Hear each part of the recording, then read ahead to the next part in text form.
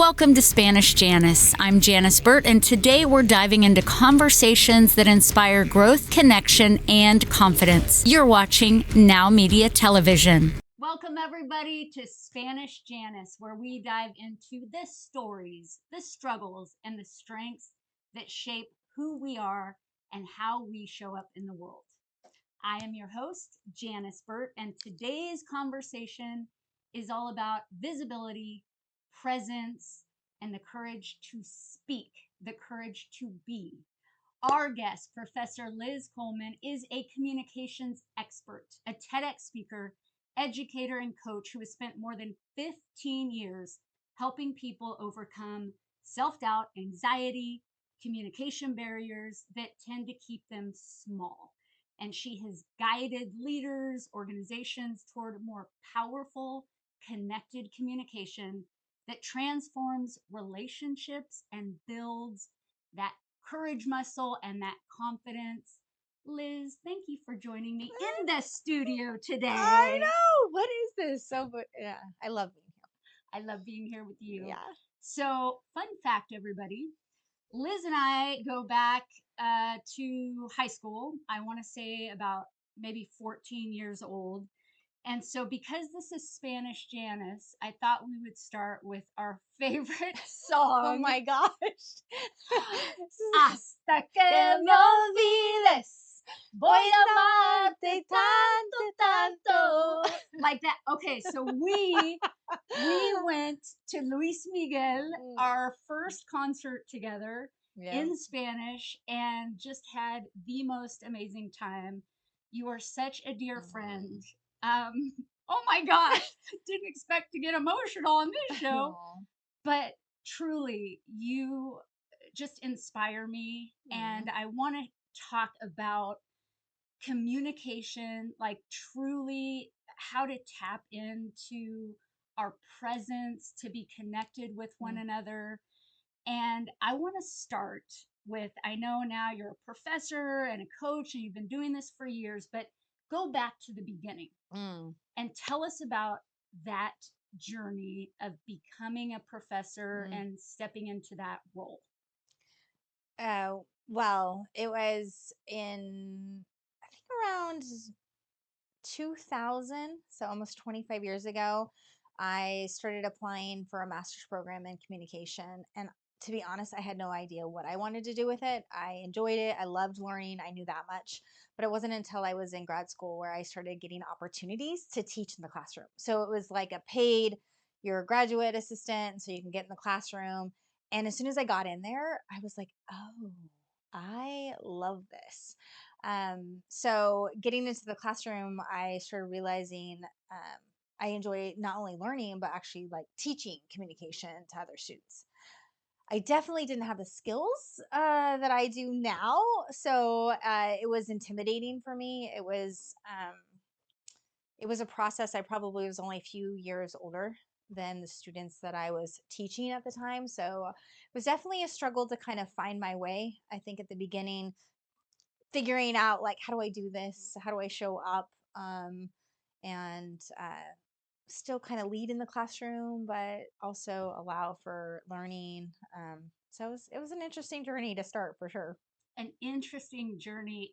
And when you're that close in age to somebody that you're teaching, what is the reframe? Like, what's the mindset shift that has to happen when you're in that kind of a space to kind of talk yourself up and be like, you know what, I can do this? Because I know you talk to clients about imposter syndrome also, and having that feeling of, do I belong here? Am I good enough for this? So what did you use back in the day, or even what do you use now and tell clients? I was gonna say the advice I have for clients is not what I used. If I could go back to that version of myself, I'd have very different techniques and advice. I didn't use the best techniques. I think I tried to fit into other people's shoes and to be what I thought a professor looked like. I think policies and I was much more rigid. There was this fear of letting go of control in the classroom, probably in all aspects of my life.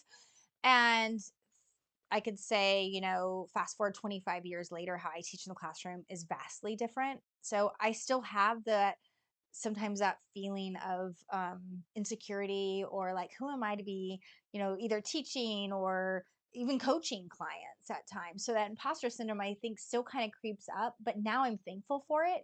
I think before I would kind of like push it away and like go in this closet, I didn't have the tools. And so I might pretend like, oh, I remember when I first got pregnant, I'm like, oh, I'm married and pregnant. Like I would use anything I could to make myself like we are not the same age, right? Like there's a difference here.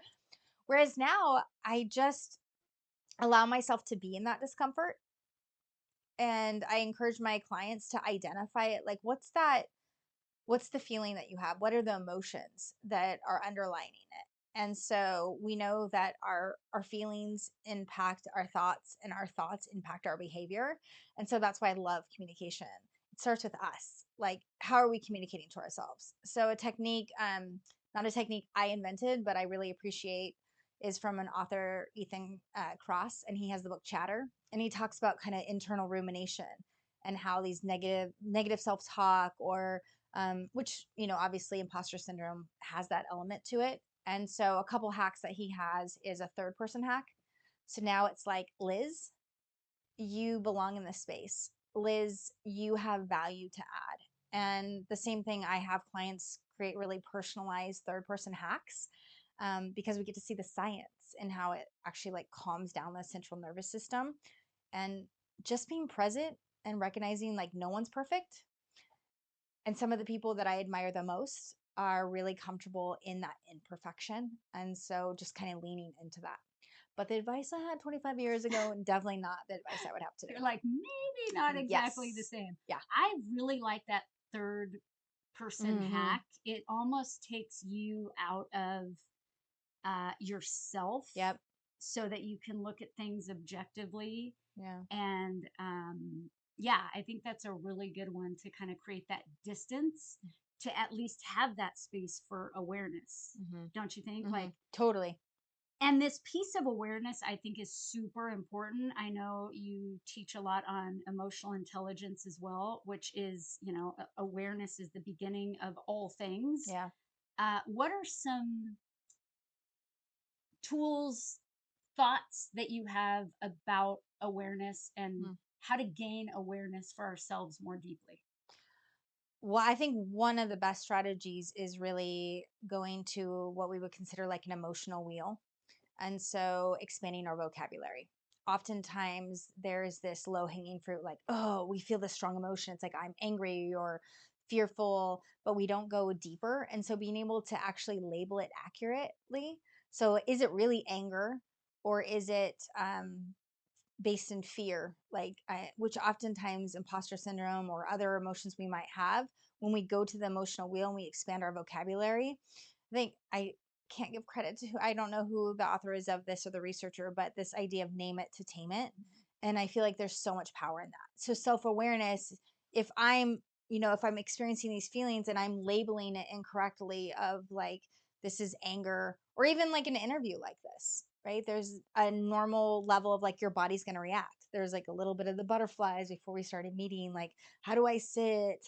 And so all that stuff is real inside my body. And before, it's like, oh, I'm nervous. And then that's going to show up in how I show up in this interview, versus if I'm like, ooh, the same feeling can be excitement. But if I don't have the emotional vocabulary to label it, if I'm not naming it, then I'm not necessarily growing my own self-awareness, and I can project that onto other people. Like, they caused me to feel this way, or this situation um, is to blame for how I'm feeling. Whereas that inward self-awareness can be just, I think it's such a game changer on lots of levels. Ooh, I love that. So give us a couple of more words. Like you're Oh talking my about the gosh. vocabulary, the fear, Yes. the when we look at what are some of the more common ones that you see people identify? I think one of the biggest ones that people don't identify accurately at first is judgment.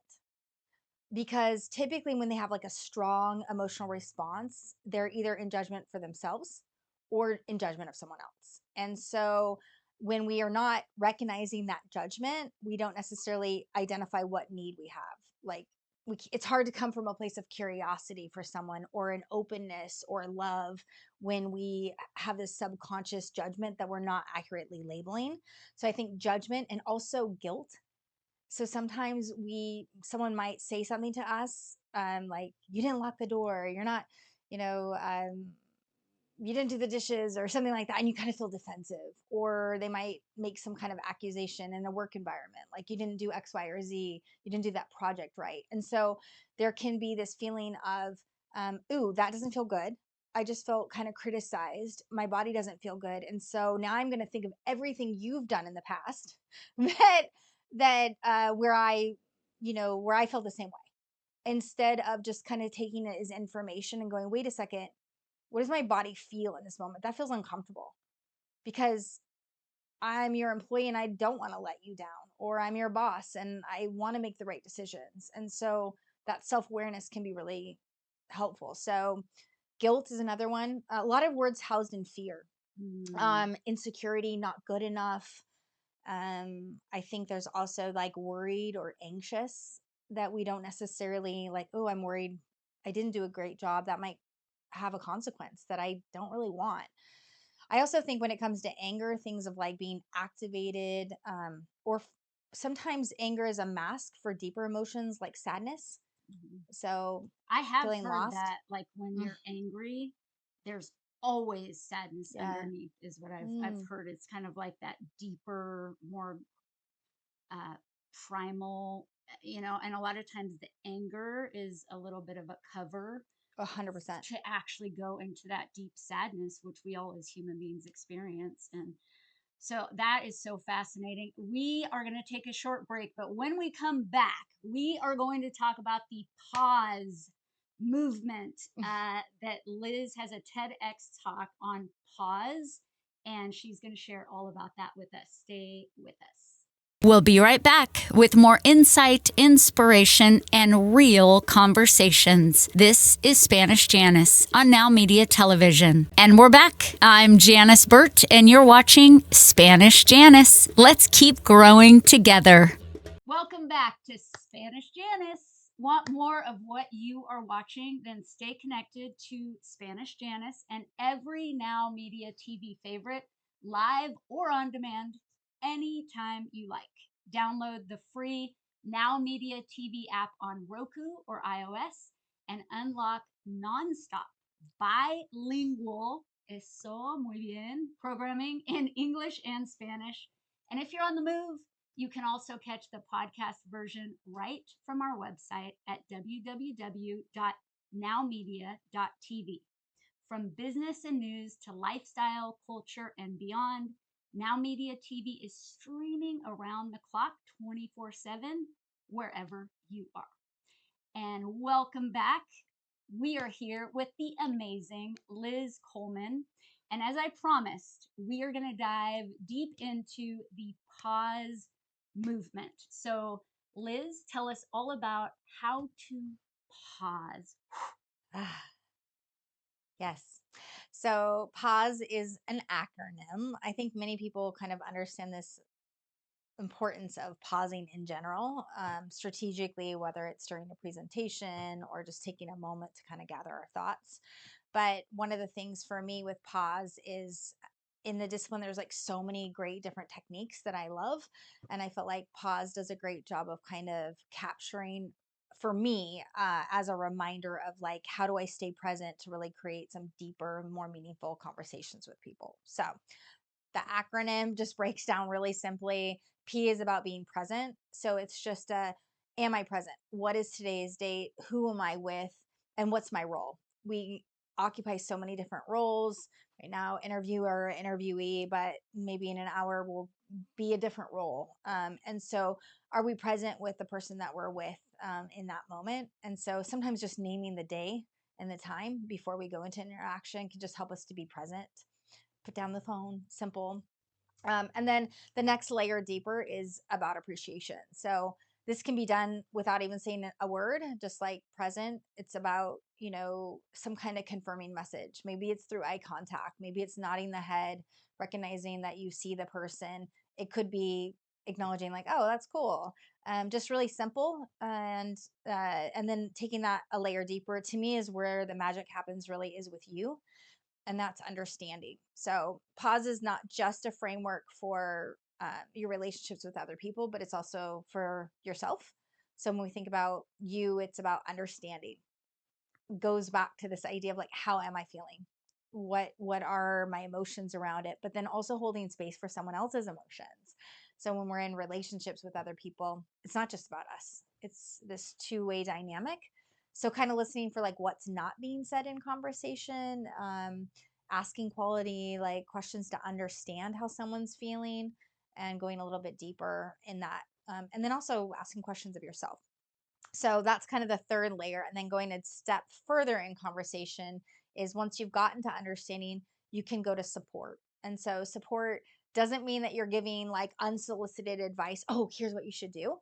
It's really about looking for opportunities of maybe asking a quality question, or maybe an invitation to communication. Hey, I've been in a situation similar to that. I don't know if it'd be helpful to give you some techniques or tips on maybe navigating it, or how can I show up for you? How can I help you? Simple questions like that offer another, it's, we call it like confirming messages, just a deeper level of connection with someone else. And then E doesn't always have to happen, but that's kind of like the highest level in the pause framework. And that's about elevating the conversation. So someone tells you about a job interview or something that they're worried about. E is elevate. And so sometimes doesn't even happen in the immediate conversation, but it's like that going the extra mile. Hey, how did that interview go on Thursday? Or how was the trip with, your significant other? Do you have any pictures? That's making that deeper level of connection with other people. So yeah, Ooh, I see. I love this. I love the framework because it mm, just gives you something that you can go off of and remind yourself, yeah, wait a minute, am I hmm, PAUSE, and then go look into that a little bit deeper. yeah, I really want to touch more on this concept of connecting to self, mm, because yes, connecting to others is vital, obviously. I mean, we're made for community, we need right, relationships.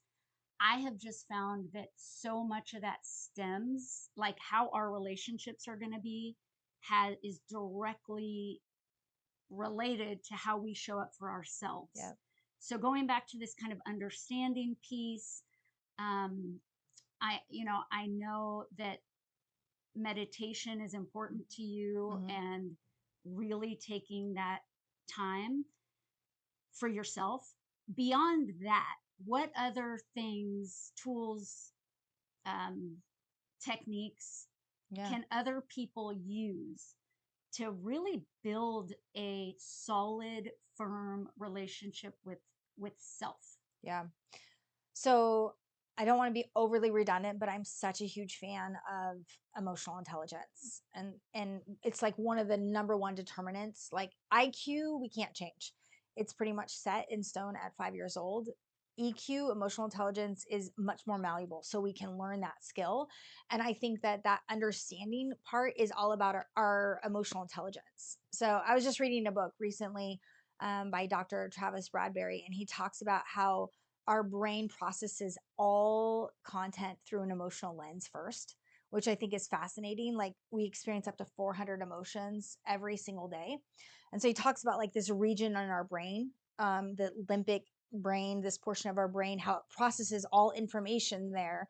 And then it tries to make sense of it. And so when we think about understanding, again, a little redundant, but yes, meditation is an awesome technique.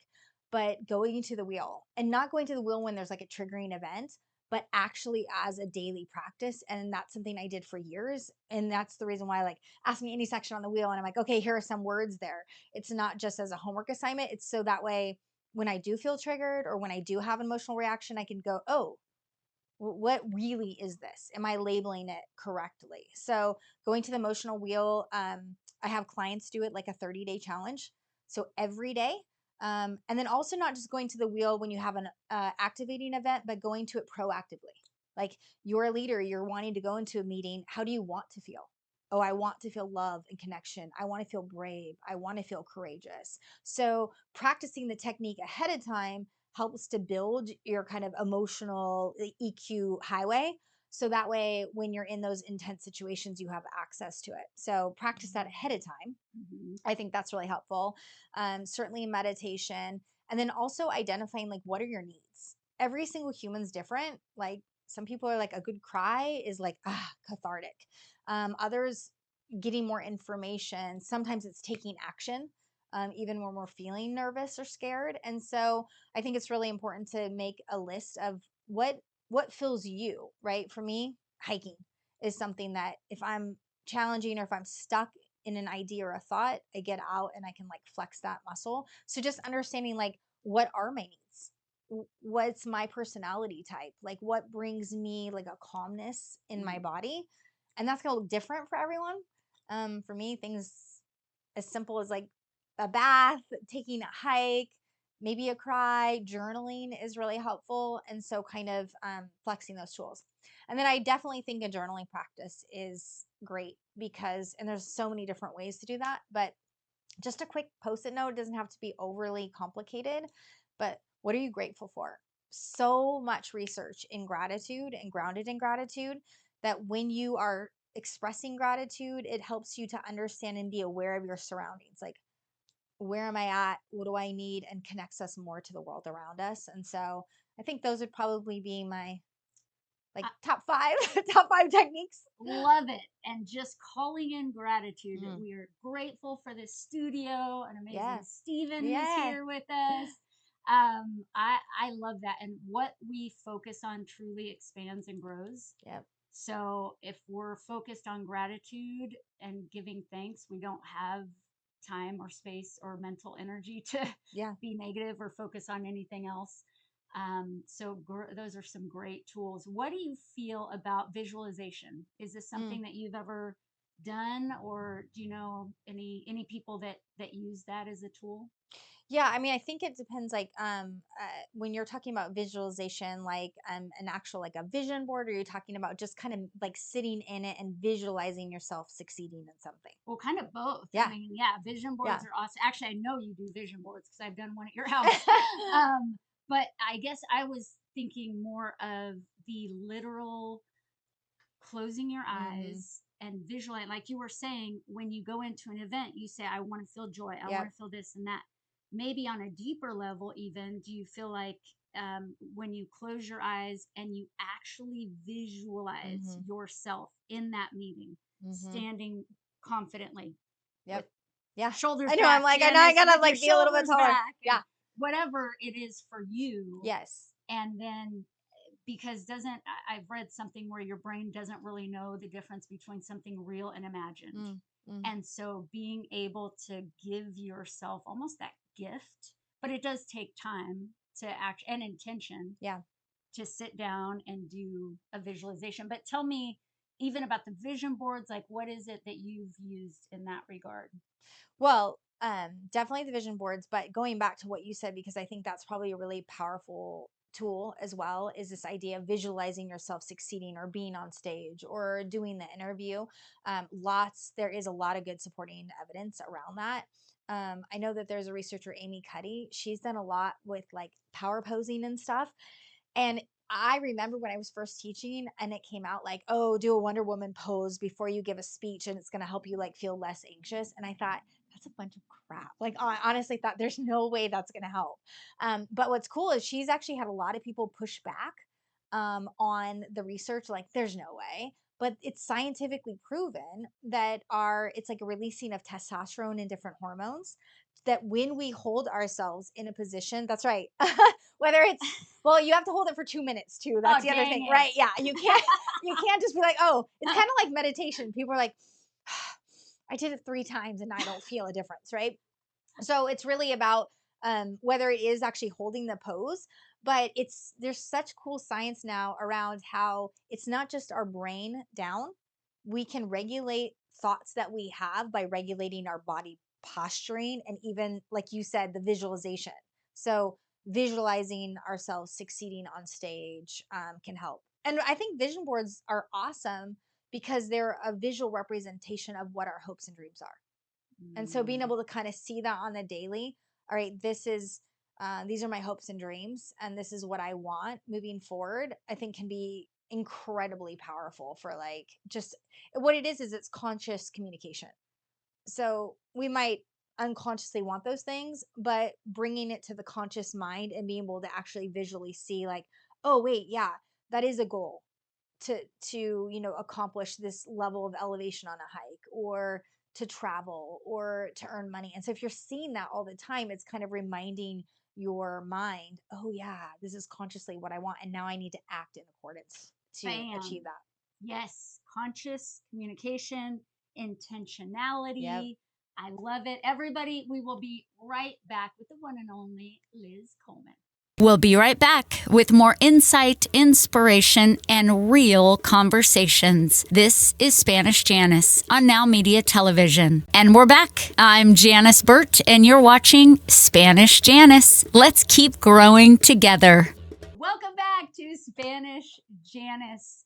We are going to talk about something right now that I think is huge.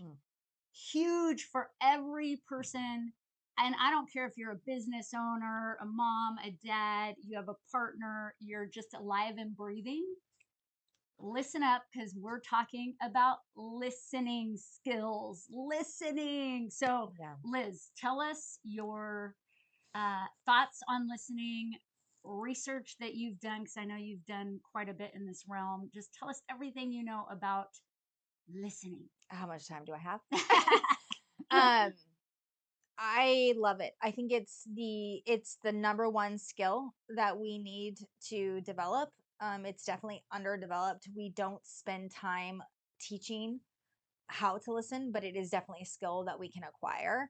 And there's so much power in effective listening. So, so not to bog down on the research, but I think just to lay a foundation of why it's so important, more than 55% of any given day is spent in a listening posture. So, and that could be listening to the radio for pleasure, or a deep, heavy conversation, a business meeting. But because more than 55% of our day is spent listening, it's so important that we actually like realize like what are the techniques for listening, and distinguishing what's the difference between hearing and listening. So hearing is involuntary. We have like those sound waves in our ears that are going off, and so we might hear something, but it's also the reason why people will say, are you even like listening to anything I'm saying? And then short-term memory, we can be like, oh yeah, you said da da da da da da da, right? So we can remember and hold on to stuff, but it doesn't necessarily mean that we're truly listening. So I feel like when I think about listening, I think of listening as a whole body experience. It's not just with our ears, but it's really about listening with our head. So how are we like listening with like cognitively? Are we distracted? Are we thinking about something else? Listening with our heart, like with empathy, and listening to really understand what's not being said.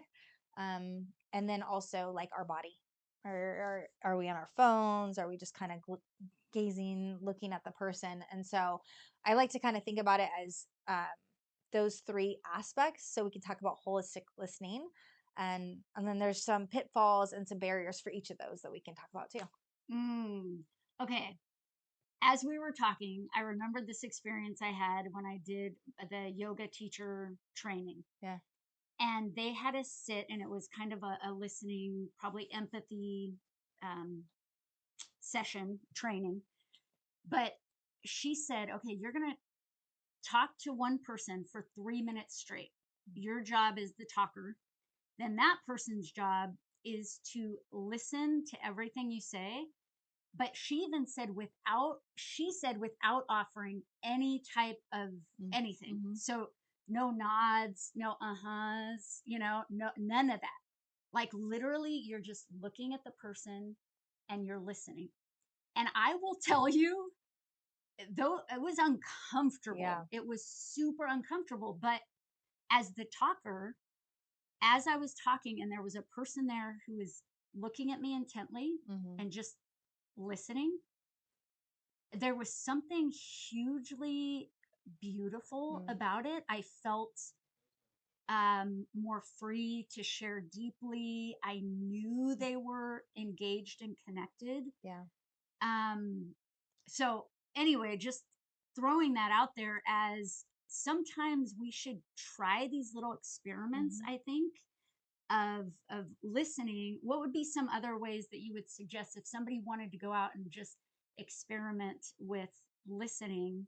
It could be, okay, you're listening to this person and then you need to ask them questions based on what they just said, Yeah. because if you need to ask questions, you're really going to be listening like, oh, what's something really interesting that I want to ask a question about?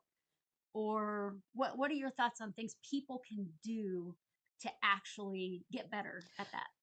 Okay, so I love this question. And I would say let's take one step back because I think the biggest thing before we figure out the technique on like how to become a better listener, which that strategy you gave is awesome, thinking about what are the barriers that show up for you. And that's very individual. So we oftentimes people don't recognize they have a listening style, like a go-to listening style. So are you a relational listener or are you a time task oriented listener? Are you someone that just listens to just in general your listening position or style? That can be helpful because depending on what your style is, you're going to have different techniques. So if I have a lot of my clients are very time is money, right? That's a waste of time. And so when they're listening to their spouse or even employee talk about something, they're already planning a response in their head. They're not staying in the conversation. So recognizing first, oh, like I'm a time or a task oriented listener. So I need to move if it's a continuum, I need to be more relational. And so I would give techniques that are building more relational connection as far as like empathy and identifying the underlying emotion versus if you are a relational listener, which I think you and I are more relational, right? Like listening to connect, then I would say that there's different strategies going, okay, well, that might not always work well with your boss, right? Maybe just giving the information is actually like, so when you're listening, it's not always to build rapport because not everybody wants to build rapport in every conversation. And so recognizing what type of listener you are, there's two others, but they can help you kind of with what techniques. Um, it also depends on like processing speed. So if your gap in your head is we speak about 400 words, or we can excuse me, we speak about 120 to 200 words per minute, but our brain can process about 400 to 800 words per minute. So what are we doing with our brain? Mhm. And like where's it going? So even like in an interview right now, you're listening to me and then you're also having to think of, okay, what's the next question I'm going to ask? So you're using your brain to process more information than I'm actually speaking. So recognizing like what are our pitfalls and gaps can be really helpful because then you can create techniques that are really specific for maybe your gaps as a listener, if that makes sense. Okay.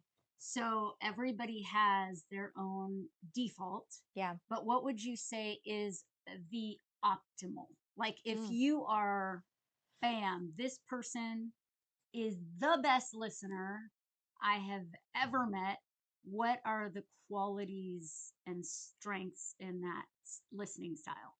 Well, I think that they demonstrate kind of that holistic head, heart, and body. So with the head, they demonstrate like they're thinking instead of thinking ahead to plan the response, they're actually staying on track with the person. So they're really thinking about internally, not just externally listening, but like really thinking about like, oh, okay, that's interesting. So when they're drawing connections or encoding the message, they're encoding it based on the receiver, like a curiosity of like, tell me more. Like I'm curious. So they kind of stay in their mind of curiosity, but with the speaker.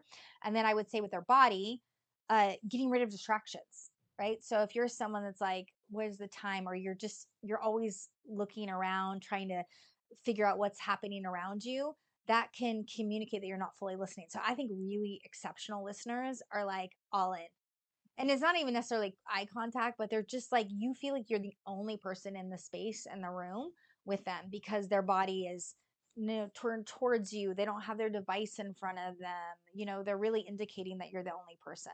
And then I would say with a heart, when you share something with someone, whether it's business or it's intentional, repeating it back, not parroting back exactly word for word, but just saying like, okay, so what I'm hearing you say is that this work experience is challenging for you. Oftentimes, like, that's what we need from other people, is just to say like, oh, like, you see me. It validates Absolutely. exactly Yeah. your your existence in a sense, and we all long to be seen by others Yes. and understood and known. How, what do you have any stories of how listening has improved your life, Oh like my with your gosh. kids, in the classroom, relationships, like Yes, yes, and yes. Like, I'm like, yeah. I mean, I think of so many ways. I honestly was a terrible listener, and I think that sometimes you become an expert in the things that you are the worst at. And so, for me, my mind, I have a high processing speed, and I didn't know about the gap. Right? I didn't know. Oh, someone's talking, and my intention is like, I'm going to help them. My mind can solve every problem. And so I could give unsolicited advice, I could get distracted, I could pseudo listen, like, oh, okay, I can do multiple things because my brain's working and I'm here. But that was all a facade, right? Like, it wasn't me truly like sitting in a place of understanding. And so I can think of lots of occasions. My dad, um, he lost, my stepmom, and they were married 30 years. And I remember going on a walk, and he was like, I just feel small. And even though I was trying to be relational, I'm like, you are not small. My dad, you'd met him, mhm. 6'2" and bigger. I'm like, you are not small. Like, you can't feel this way. And I thought I was actually like listening and trying to help him. But what I realized is like, it makes me emotional, but like, I saw in his face where it was like, you're not getting it. Like, you're not listening. And I'm like, I turned towards him and I'm like, what do you mean by small? And I dropped into a listening. I was like, I'm not listening to him. I'm uncomfortable with him being uncomfortable. So I'm advising him and trying to cheer him up. But when I asked him, like, what do you mean by small? He dropped into this place and started crying. And I felt like, oh. So I can name a million examples in a variety of areas in my life where I have not shown up as a good listener. And it's a daily thing. Like, I'm constantly learning and growing in that area. But I think it's one of the most powerful tools we can do in any relationship. Oh, thank you for sharing that. And I could not agree more with you on that. And it is a daily process of going back to self and going, okay, what is my intention in this conversation? How can I show up best for myself, for the person I'm with, and really give them my all? And we can all learn from that. And so, everybody, go out there, find somebody who needs a little love, and with all intentionality in the world, drop into your heart and listen. And we will be right back. We'll be right back with more insight, inspiration, and real conversations. This is Spanish Janice on Now Media Television. And we're back. I'm Janice Burt, and you're watching Spanish Janice. Let's keep growing together. Welcome back to Spanish Janice. Do not miss a second of this show or any of your Now Media favorites, streaming live and on demand wherever and whenever you want. Grab the free Now Media TV app on Roku or iOS and enjoy instant access to our lineup of bilingual programs, both English and Spanish. And if you prefer podcasts, listen to Spanish Janice anytime on the Now Media TV website at www.nowmedia.tv. Available 24/7 so that stories you care about are always within reach. And we are back with our guest, Liz Coleman. We are going to be talking about something that a lot of people struggle with. So stay with me here. This fear that so many of us have of public speaking. And Liz, I know you are a communications professor, and so you speak publicly, you teach it, you see students who are terrified Yes. of standing up on stage. Um, what do you want us to know, first of all, about this fear of public speaking? It's real. It's involuntary. and there are techniques to help you manage it. You hear that?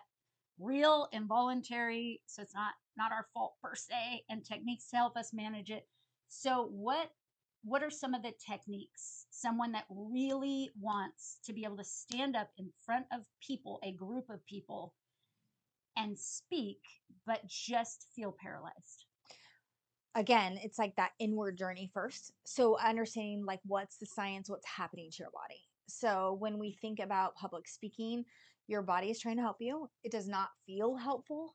It's that flight, fight, or freeze. So as we mentioned earlier, we're processing a lot of emotions. So when we see public speaking as like almost like a threat, our body sees it as a threat. It's going to go into that fight, flight, freeze mode and release all these stress hormones like adrenaline and cortisol, and it floods our body. That's why we often feel like shaky hands, our heart rate increases. We also have a lot of students are like, I'm going to forget everything that I'm going to say. That's a real fear because we have high levels of cortisol and adrenaline flooding our body. So that critical thinking region, we don't have as much access to it. So I think first starting with the fact that your body is trying to help you. It's there to help you. And all those like beautiful giftings that your body has, instead of like pushing it away, leaning into that with curiosity. Like, okay, what's happening? What am I feeling? What are the emotions around that? And then reframing that. So one of the cool things we have is a technique is cognitive restructuring. So again, like those emotions are involuntary, can't control them, but we can control the way that we consciously label it. So emotions are different than feelings. Probably a segment for another time, but feelings are really this conscious labeling of what the emotion is. So for instance, if all of a sudden we have neurotransmitters, like we're asked to give a speech in front of people and we're like, and our body is flooded, that feeling that we have in our body is going to be maybe butterflies in the stomach or a tightness in the chest. It always starts with like a bodily sensation. So recognizing where that is, and then instead of labeling that as, oh, I'm fearful or I'm anxious or I'm scared or I can't do it, we tap into it and go, okay, what is that? It could be nervousness, but it could also be excitement.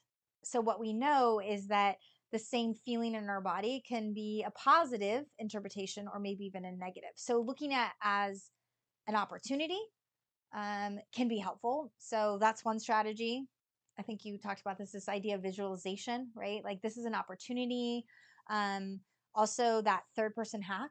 So, I'll have my students or myself create like hacks around my fears. Like, I'm afraid I'm going to forget everything. Instead, say, like, Liz, you've prepared, you've practiced, you know the material. Nobody is going to remember what you leave out. You don't have to be perfect. So, that can be a great technique. And there's several more as well. Well, just to put a little pin in that right there, and you know this from high school, but I used to compete in these speech competitions. We were both in speech Yep. and debate. You would do more debate. I hated debate. Oh, you were so good at it though. But I would do these speech competitions, and in one of those competitions, I forgot my lines, right? And so had that moment of all those stress hormones flooding my entire Yeah. being and going like, what is even my name? I don't even know what my name is right now. So I end up losing that competition. And because of that, for 20 years, basically, I refused to speak publicly because it was such a trauma event for Yep. me. So I have very much what you're talking about with the fight, flight, freeze, whatever, where I will involuntarily start shaking like violently, almost like these convulsions. Um, and I've had to use some of the techniques that you're talking about. And also just the more you get out there and do it. 100%. But that's the part, right? Is how do we convince ourselves to do the hard thing?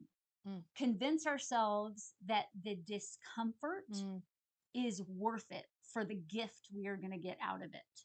So what do you say to students when they're really struggling? Because I'm sure you've had some students that are So like, many. I'm going to skip class because I don't. 100%. Yeah. Yeah. What do you do?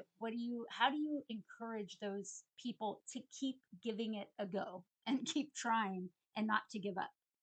Well, I mean, sometimes we look back at old scripts that have been unhelpful, like the example you gave. Like, are we operating out of obsolete information? Yes, like a traumatic experience can happen 20 years ago, but are we using that as a current script that may be limiting us? So, taking some time, again, that inward journey of like, what is the limiting script? What is the obsolete information? So that we can attack that head on can be really helpful. The other thing is, I always tell my students, your speeches are gifts. They're just gifts, small gifts. And like you get to give a gift to someone. And so if we reframe it that way, it's like it's just a little piece of you. And it doesn't have to be perfect. And in fact, it's probably better if it's not perfect. And so thinking about it as like, hey, we get to sit and we get to be in my classrooms, it's like a learning environment, right? They're not on a TEDx stage. It's not going to be televised around the world, but it's just I always say this is a safe learning place. Like I'm here to help guide you. And I do think a coach, especially in extreme situations, having a communication coach or a speaking coach can be helpful because you can take those baby steps with a safe audience to develop that confidence, maybe rewrite that obsolete information in that script that's not serving you anymore. And then getting kind of your footing to where you can start going, okay, that didn't happen this time. Like Mm, maybe I did have something else. My hands were shaking, but I could say my name and recognizing like that's a really cool, that's cool progress, yeah. right? And so I definitely always say these are just small gifts. And I say your audience is for you.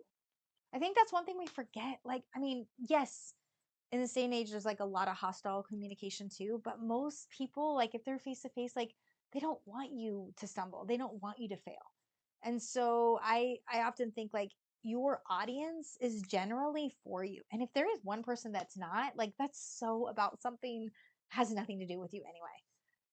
Right. So, Right. yeah. Not taking those things so personally. I know that for a lot of people, there's this fear of being seen, Mm, like having that visibility, standing up. And that is the vulnerability yeah. piece of just opening. And I personally feel the most open people and vulnerable people to me are typically the most engaging speakers. Like I really appreciate their presence. They have a good presence and they connect to the audience.